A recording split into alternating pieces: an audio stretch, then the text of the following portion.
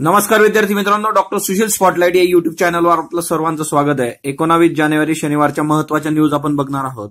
सगळ्यात पहिली न्यूज म्हणजे व्हायब्रंट गुजरात हा जो काही कार्यक्रम चालू आहे, याच्यामध्ये पंतप्रधान नरेंद्र मोदींनी नवा मंत्र दिलेला आहे एक, तो म्हणजे काय, reform, perform, transform and further perform. तर नरेंद्र मोदींचं हे वैशिष्ट्य आहे, त्यांच्या भाषणांमधून अशा पद्धतीने गोष्टी येत असतात। Reform, perform, transform and further perform. त्याच्यामध्ये भारतातली जी काही वाढ आहे, त्याच्यानंतर जीडीपी आहे, त्या संबंधीच्या महत्वाच्या आकडेवारी पण आलेली आहे। पण ऍक्च्युअली ही स्पीच मधली आकडेवारी आहे, त्याच्यामुळे आपण ती घेतलेली नाही आहे। जर कुठलाही अहवाल येईल येत्या काळामध्ये तर तिच्यातली आपण कन्सिडर करणार आकडेवारी। सो हे पण एक लक्षात ठेवायचं, स्पीचेस मधल्या आकडेवारीवर खूप जास्त लक्ष देऊ नका। काही दिवसांपूर्वी पंतप्रधान नरेंद्र मोदींनी एक महत्वाची परत घोषणा, एक ब्रीथ दिलं होतं बघा, की जे इंडियन नॅशनल काँग्रेस जी झाली होती आपली, सायन्स काँग्रेस, त्यावेळेस होतं। तर ते काय होतं ते कमेंट बॉक्समध्ये तुम्ही मला सांगाल, ते मी कव्हर केलेलं आहे आपल्या प्रिव्हियस लेक्चर्समध्ये। सो हे लक्षात ठेवायचं, reform, perform, transform and further perform. त्याच्यानंतर स्टँडर्ड मॉडेल प्रोडक्ट नावाचं एक अत्याधुनिक तंत्रज्ञान आहे। जर्मन शास्त्रज्ञ अलेक्झांडर केटनी हे तयार केलेलं आहे। हैदराबाद येथे सध्या वापरलं पण जात आहे। महाराष्ट्रातही ते वापरलं जावं अशी न्यायालयाने सूचना केली होती। हे जे स्टँडर्ड मॉडेल प्रोडक्ट आहे, अत्याधुनिक तंत्रज्ञान, हे कशासाठी आहे तर उपग्रहाच्या आधारे बेकायदा कामं जे असतात त्यांना आळा घालण्यासाठीचं हे आहे। Nagpur remote sensing application centre आणि माहिती तंत्रज्ञान विभागातील तंत्रज्ञ यांनी अलेक्झांडर केट यांच्याशी संपर्क साधला आहे आणि येत्या काळामध्ये हे महाराष्ट्रात सुद्धा वापरलं जाईल। सुरुवातीच्या काळात ते मुंबईमध्ये वापरलं जाणार आहे, सो दॅट महाराष्ट्रातील बेकायदा बांधकाम जे काय असेल त्याला आळा घातला जाईल उपग्रहाच्या आधारे। सो हे एक लक्षात ठेवायचं, स्टँडर्ड मॉडेल प्रोडक्ट, जर्मन शास्त्रज्ञ अलेक्झांडर केट, काम आहे बेकायदा बांधकामांना आळा घालणे। त्याच्यानंतर गोपाळ गणेश आगरकर यांच्या संबंधीची एक न्यूज आहे की त्यांच्या पुतळ्याची विटंबना झालेली आहे। सो आपल्यासाठी एक महत्वाचं आहे की गोपाळ गणेश आगरकर हे न्यूजमध्ये आलेले आहेत, फ्रंट पेज न्यूज आहे लोकसत्ताला। सो त्यांचं जे जन्मगाव आहे टेंभू, तालुका कराड, इथला हा प्रकार आहे सगळा। पण आपल्यासाठी गोपाळ गणेश आगरकर हे एक समाज सुधारक म्हणून खूप महत्वाचे, यांच्यावर प्रश्न विचारण्याचे चान्सेस खूप जास्त आहे आपल्याला। सो गोपाळ गणेश आगरकर करून ठेवायचं प्रत्येकाने इतिहासाच्या याच्यामधून, पुस्तकातून। यांचा जन्म जो आहे तो 14 जुलै 1856 आहे। केसरी सुधारक वृत्तपत्राचे संस्थापक आणि संपादक पण होते ते। सो गोपाळ गणेश आगरकर प्रत्येकाने नीट करून ठेवायचं, इतिहासामधून विचारलं जाऊ शकतं। टाकवे पुणे जे आहे तिथं नॅशनल ऑटोमेटिव्ह टेक्नॉलॉजी म्युझियम उभारलं जाणार आहे। वाहन तंत्रज्ञान विषयक संग्रहालयाची उभारणी करण्यात येणार आहे इथं टाकवे पुणे येथे। 110 एकरचा एरिया आहे हा, आणि 110 एकरच्या एरियामध्ये हे संग्रहालय उभं केलं जाईल। इथं संशोधकांना रिसर्च करण्यासाठी तसंच वेगवेगळ्या स्वतःच्या आयडियाज वर्कआउट करण्यासाठी पण स्कोप दिला जाणार आहे। So national automotive technology museum टाकवे पुणे हे एक लक्षात ठेवा, येत्या काळात हे उभारलं जाणार आहे, अजून उभारलेलं नाही हे पण क्लिअर। आर्थिक मागासांना 10% आरक्षण लागू करणारी राज्य, आता सध्या उत्तर प्रदेशने लागू केलेलं आहे। अनुक्रमेतून जर तुम्ही बघितलं तर आपण ऑलरेडी गुजरातची न्यूज बघितली होती, त्याच्यानंतर झारखंडनेही 10% आर्थिक मागासांना आरक्षण लागू केलेलं आहे, आणि तिसरं उत्तर प्रदेश हे राज्य आहे। सो आता हे 3 सिक्वेन्समध्ये पहिले 3 राज्य लक्षात ठेवा, याच्यानंतर एक राज्य याच्यामध्ये वाढत जाईल, पण पहिले 3 तरी आपल्याला विचारले जाण्याचे चान्सेस खूप जास्त असतात, की सगळ्यात पहिलं राज्य गुजरात होतं, दुसरं झारखंड, तिसरं उत्तर प्रदेश। या 10% आरक्षणावर सुद्धा केसेस पडतायत। आता द्रमुकनी याला आव्हान दिलेलं आहे कोर्टामध्ये। सो हा सगळा इश्यू चालू आहे। परत आज मराठा आरक्षणासंबंधीचं पण राज्य सरकारने प्रतिज्ञापत्र दिलेलं आहे कोर्टामध्ये, ती पण न्यूज आहे। सो हा थोडासा येत्या काळामध्ये हे क्लिअर होईल की ह्या 10%चं त्या 16%वर काय इम्पॅक्ट होणार, किंवा मग ते कशा पद्धतीने लागू होईल। सो हे एक लक्षात असू देत।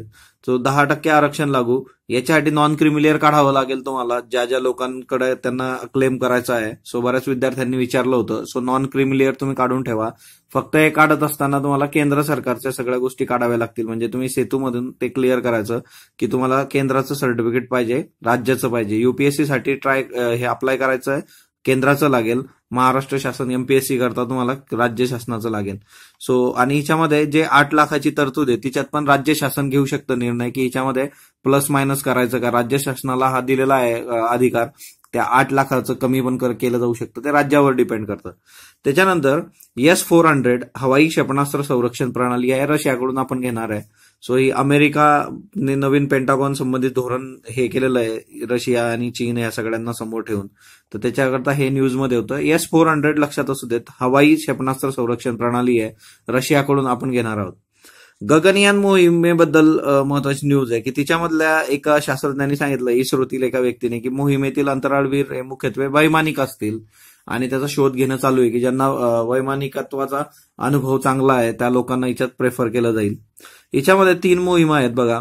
पहिली मानवरहित गगनयान मोहीम जी ते डिसेंबर 2020ला आयोजित करण्यात आलेली आहे.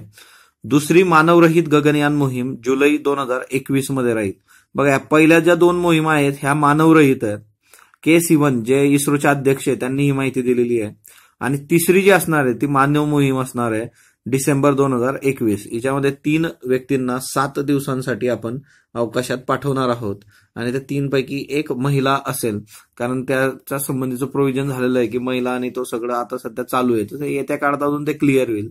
सो गगनयान मोहीम ऑलरेडी आपण बघितली होती. गगनयानचे सगळे जे काही डिटेल्स आपण बघितले होते तुम्ही कमेंट बॉक्समध्ये सांगा. आपण गगनयान अशा पद्धतीने बघा, तुम्ही एकच गोष्ट परत परत रिपीट होत चालते बघा, आणि आपण जर ते परत परत नीट बघितलं तर परत मग ते आपलं रिव्हिजन पण होत जातं. कांद्याच्या राशीवर शेतकऱ्याची आत्महत्या, मालेगाव मधली न्यूज आहे. अतिशय म्हणजे हे हेलवून टाकणारी न्यूज आहे. कांद्यावर कालच्या वर्कशॉपमध्येही आपण बोललो होतो की कांद्यासंबंधीची एक स्कीमही आपण बघितली होती की लास्ट जे बजेट होतं त्याच्यामध्ये ग्रीन मिशन म्हणून हे करण्यात आलेलं आहे. आणि तिच्यामध्ये 3 महत्वाचे आहेत. एक आहे पोटॅटो आहे, टोमॅटो आहे आणि ओनियन आहे. म्हणजे टोमॅटो, ओनियन आणि टॉप ह्या 3 महत्वाच्या आहेत की कांदा, बटाटा आणि टमाटे. तर हे जे काही पेरिशेबल फूड आयटमसाठी 500 करोडचा निधी तिच्यामध्ये दिलेला आहे. पण असं असताना सुद्धा त्या गोष्टी खूप प्रॉपर वर्कआउट झालेल्या आपल्याला दिसत नाहीत. इथं महाराष्ट्र टाइम्सनी ह्या आकडेवारी दिलेली आहे शेतकरी आत्महत्येची. 2014 46, 2015 85, 2016 87, 2017 104, 2018 108 हे वाढतच जातंय बघा. आणि काल दिवसात 3 शेतकऱ्यांनी आत्महत्या केलेल्या आहे, सलग 3 शेतकऱ्यांनी. सो ही खरंच महाराष्ट्रासारख्या स्टेटसाठी लाजिरवाणी बाब आहे. याच्याकरता आपण बळीराजा चेतना अभियान सुद्धा राबवतोय यवतमाळ आणि उस्मानाबाद अशा 2 जिल्ह्यांमध्ये, की शेतकरी आत्महत्येचं प्रमाण जास्त आहे. आणि ज्या वेळेस असं मानसिक संतुलन ढळतं तर त्यावेळेस काउन्सिलिंगची खूप गरज असते, की म्हणजे सिव्हिअर डिप्रेशनमध्ये गेल्यानंतरच लोक सुसाईड करतात. म्हणून ती पण एक योजना लक्षात ठेवा. बळीराजा चेतना अभियान हे यवतमाळ आणि उस्मानाबादमध्ये लागू आहे. शेतकरी आत्महत्या रोखण्यासाठी काय केलं पाहिजे हे तुम्ही मला कमेंट बॉक्समध्ये सांगणार आहात. शेतकऱ्यासंबंधीच्या पण आपण शेती संबंधीच्या खूप योजना काल बघितलेल्या आहेत की जेणेकरून येत्या काळात जर त्यांचं इम्प्लिमेंटेशन प्रॉपर झालं तर आपल्याला गोष्टी सोप्या होतील. त्याच्यानंतर 10वी-12वीच्या विद्यार्थ्यांसाठी क्रीडा स्पर्धेत जर प्रावीण्य मिळवलं असेल तर त्याच्यासाठी काही सहभागाचे गुण राज्य सरकारने दिलेले आहेत. जिल्हा स्तरावर म्हणजे 10वी आणि 12वीच्या मार्कांमध्ये हे येतील. जिल्हा स्तरावर जर तुम्ही प्रावीण्य मिळवलं असेल तर 3 गुण मिळतात, सहभागासाठी 0 गुण. विभाग स्तरावर 5 गुण प्रावीण्यासाठी, सहभागासाठी 0. राज्य स्तरावर 7 गुण मिळतील प्रावीण्यासाठी, सहभागासाठी 0 मिळतील.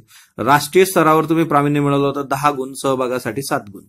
ऑलिम्पिक, आशियाई गेम्स, राष्ट्रकुल याच्यामध्ये प्रावीण्यासाठी 25 गुण, सहभागासाठी 20 गुण.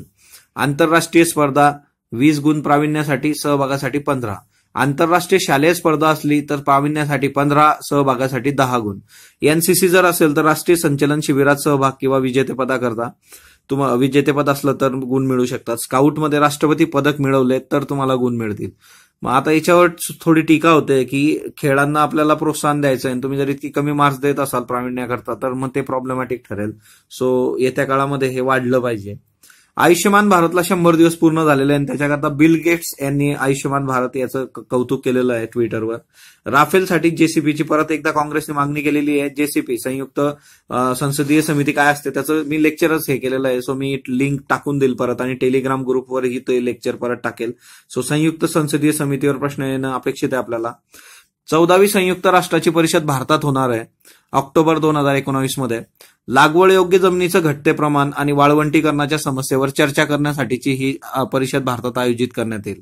लागवड म्हणजे वाळवंटीकरण हा खूप मोठा प्रॉब्लेम आहे, ते वाढतच चाललंय. लागवड योग्य जमीन कमी होते, तर संयुक्त राष्ट्रच होईल. क्रिकेट संबंधीची महत्वाची न्यूज. ऑस्ट्रेलिया आणि भारत यांच्या संबंधीची जी काय मालिका संपल्यात आता, T20, वन डे, टेस्ट तिघी प्रकारात आपण खेळलो ऑस्ट्रेलियात. ऑस्ट्रेलियाच्या दौऱ्यावर जाऊन एकही मालिका न गमावता विजयी पताका फडकवणारा भारत हा जगातला पहिलाच संघ ठरलेला आहे आणि ही खूप महत्वाची ऐतिहासिक अशी बाब आहे. T20 मध्ये बरोबरी होती 1-1 कसोटीमध्ये 2-1 आपण जिंकलो, वन डे मालिका पण 2-1 आपण जिंकलो. सो असा ऑस्ट्रेलियात जाऊन जिंकणारा भारत हा पहिला देश ठरला आहे. डॉक्टर सुशील स्पॉटलाईट या युट्यूब चॅनलला तुम्ही जो प्रतिसाद देत आहात त्याबद्दल मी आपला आभारी आहे. 25 जानेवारी शुक्रवारी दुपारी 3 वाजता शासकीय योजनांचा भाग 2 आहे. आपण महाराष्ट्राच्या योजना बघितल्यात काल आणि केंद्र सरकारच्याही बघितल्या. सो येत्या काळामध्ये ज्या उरलेल्या आपल्या योजना आहेत त्याच्यावर खूप महत्वाच्या योजना अजून बाकी आहे आपल्या, तर त्या शुक्रवारी दुपारी 3 वाजता आपण भेटूयात आणि तिथं ते कव्हर होईल. सो येत्या शुक्रवारी पण आपलं वर्कशॉप असणार आहे. दुसरी महत्वाची गोष्ट, ह्याच नावाचं आपलं टेलिग्राम चॅनल आहे. प्रत्येक व्हिडिओच्या खाली त्याची लिंक असते, तुम्ही त्यालाही फॉलो करा. सो डॉक्टर सुशील स्पॉटलाईट या चॅनलला लाईक करा, शेअर करा, सबस्क्राईब करा. तुमचे जर काही सजेशन असले ते कमेंट बॉक्समध्ये नोंदवा. धन्यवाद विद्यार्थी मित्रांनो.